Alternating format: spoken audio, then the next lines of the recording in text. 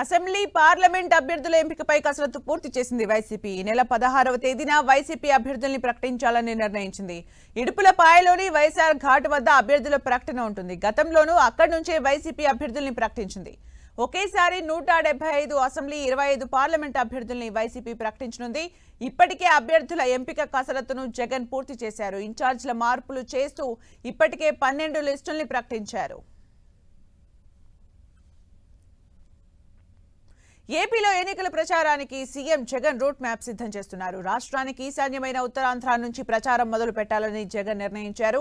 మొదటి రోజు ఇచ్చాపురం లేదా నర్సీపట్నం నుంచి ప్రచారం ప్రారంభించనున్నారు. 2019 ఎన్నికల్లో నర్సీపట్నం నుంచే ప్రచారం మొదలు పెట్టారు సీఎం జగన్. ఈ నెల 18 నుంచి ఎన్నికల ప్రచారం ప్రారంభించాలని నిర్ణయించుకున్నారు. ఇక రోజుకు 3 నియోజకవర్గాల్లో బహిరంగ సభలు, రోడ్ షోలు నిర్వహించాలని ప్రణాళికలు రూపొందిస్తున్నారు. ఇప్పటికే పార్టీ ముఖ్య నేతలతో రూట్ మ్యాప్ పై జగన్ చర్చించారు. ఎన్నికల ప్రచారానికి ముందు 16వ తేదీన సీఎం జగన్ ఇడుపులపాయకు వెళ్లి వైఎస్ఆర్ ఘాట్ వద్ద నివాళులు అర్పించనున్నారు.